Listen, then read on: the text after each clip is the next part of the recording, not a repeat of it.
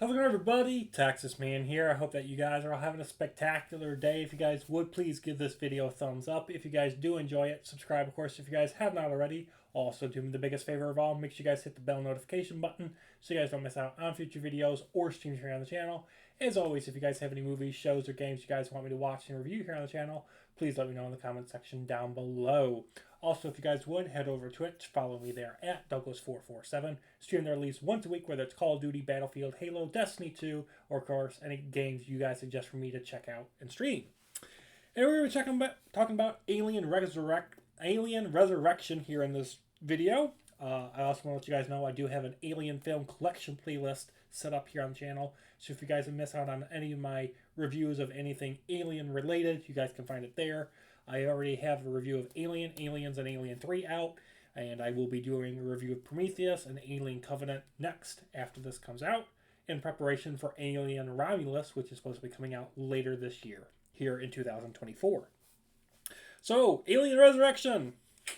It's rated R, it's about an hour and 49 minutes long, and it is set 200 years after the events of Alien 3.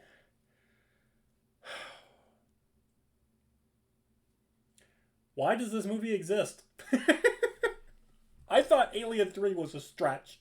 And if you guys have watched my review of that, you guys know that Alien 3 was supposed to be the end of the Alien franchise. It was supposed to be the third film in an Alien trilogy, and Alien 3 was supposed to be the conclusion to it. Why after 5 years, and I'm going to say it, why after 5 years did the studio resurrect the Alien franchise? Why? Why has this franchise been resurrected? Now, don't get me wrong. I like me some good Alien action. And I'm honestly excited for Alien Romulus. But here's the thing. The reason I'm excited for Alien Romulus, honestly, is two reasons. It looks like Alien Isolation, the video game from 2014, live action format. And secondly, it's taking place between Alien and Aliens. So it has that thing going for it. So it looks like it's supposed to be like a spiritual successor in terms of the horror and, thriller aspects and whatnot of those two movies, because it's supposed to be sandwiched in between those two films. This film is a sequel that tries to capture the magic and the spirit that made the second film, Aliens, excellent. Unfortunately, every single aspect of this film fails in spectacular fashion. Not only do they resurrect the character of Eleanor Ripley and the alien queen that was destroyed, not just killed, I mean destroyed into atoms by lava. This film resurrects them both, thanks to cloning technology that has magically just popped into this universe by some unknown explanational reason that you'll never get me to understand. And there's just a bunch of other sci-fi bullshit. And it's just a lame excuse to continue this franchise. And the fact that we haven't gotten a proper Alien 5 yet really solidifies that I think the studio realized after the disaster that was Alien 3 and the mixed reception that this film got on release really proved that they needed to stop. And it also kind of shocks me that we got Prometheus, Alien Covenant, and we're getting Alien Romulus. Obviously, Prometheus and Covenant don't have to follow in same scrutiny because they're prequels. But this film just it proves that the Alien franchise needed to take a long hiatus. And like I said, this film came out in 1997. Prometheus came out in 2012. So that is a 15-year gap. And I'm happy that there was that gap because at least it allowed for there to be some breathing room and hopefully some new and original ideas. And we kind of got that with Prometheus because they had time to write a proper and innovative story while also trying to explain things. Alien Resurrection is basically trying to be a sequel to Alien 3, but it's also trying to be basically Aliens, but more badass. And they try to do that with these badass like bounty hunters that are supposed to be, a replacement or a similarity to the colonial marines that we got from Aliens. But these bounty hunters have absolutely no soul. They have no purpose really in the film for except for just being killed off. They're just basically meatbags walking around to be cannon fodder. They have no brains. None of them have any character arcs except for Ripley, sorta.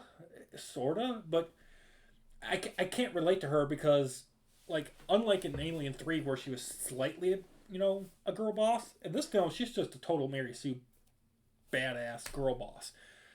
And there are some explanations as to why, and I'll get into that later, but she just feels like a badass. She doesn't feel like she has any weaknesses. She doesn't have to really try to survive. She doesn't have any weaknesses. So relating to her character is even more of a struggle than it was in Alien 3.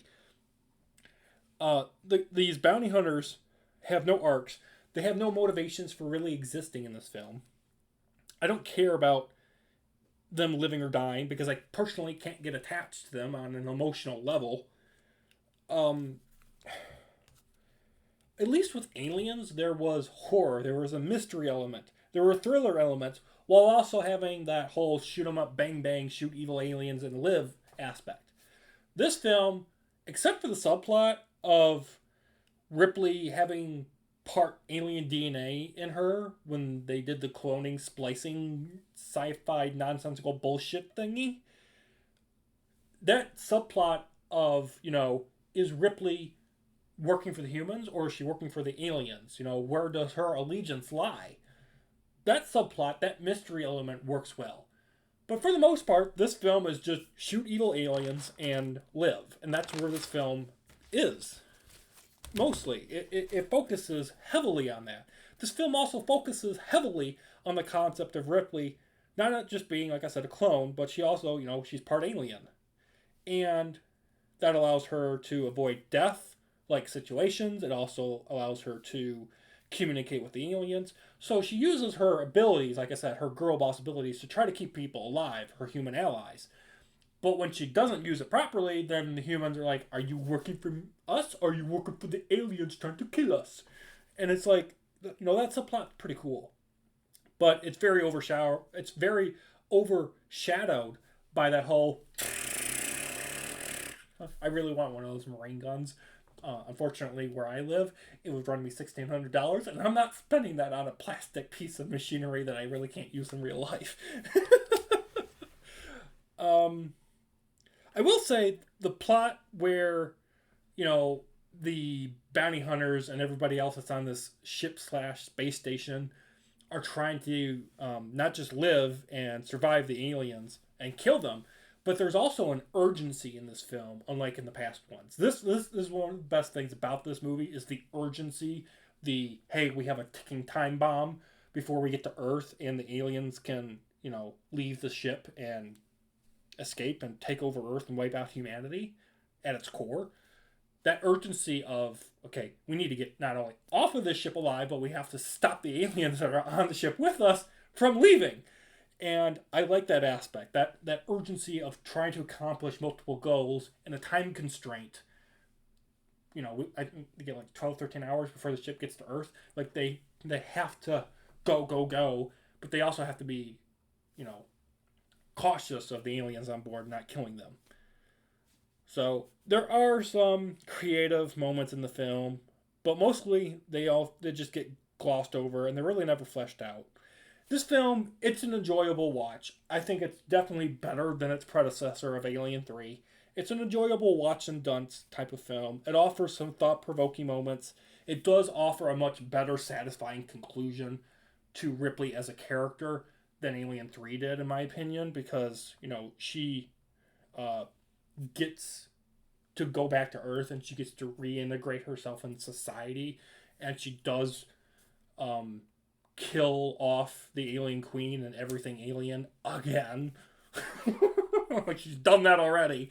But she also wipes out everybody that wanted to, bring the aliens back. She wipes out the data. She wipes out the studying of all of the xenomorph and face hugger stuff. So that is all that research gets destroyed. and it feels like a satisfying conclusion to the Alien franchise for the third time. And that kind of leads it to the fact that, you know, anything future wise has always been a prequel. Prometheus has been a prequel. Alien Covenant was a prequel. Uh, Alien Romulus is kind of like a prequel slash sequel. So it's, you know, like I said, it's going to be sandwiched in between Alien and Aliens. So I don't think we're ever going to get anything timeline wise that takes place after Alien Resurrection, because it would just be weird. You know, they'd have to explain as to how the aliens are back again. They would have to be like, okay, is Ripley going to be in it? And if she is it going to be the clone from Resurrection, or is it going to be a new character that's facing them, you know, and it's after the events of Resurrection? So I think Resurrection, it's an enjoyable watch, but it's not something that I think is a die-hard must-watch. I still believe firmly that Alien and Aliens are good movies. Aliens is a good stopping point. You really don't need to watch Alien 3. You really don't have to watch Alien Resurrection. It's just more of the same of the first two movies. Alien 3 is a bad reattempt at Alien, and Alien Resurrection is just a bad attempt of Aliens. And yeah, if you're constrained on time and you're like, hey, do I really need to watch Alien and Alien Resurrection? You really don't need to. It's just more of the same. It's just more new characters. Alien horror aspects sometimes. Sometimes you have shoot 'em up, bang bang action. Ripley's in both. But Aliens still remains a 10 out of 10 masterpiece, in my opinion. And I enjoy it as a good stopping point in the franchise. So I'm going to give Alien Resurrection from 1997 a 4 out of 10. Thank you for watching. Have an excellent day, and I will see you guys all in the next video or stream. Peace out.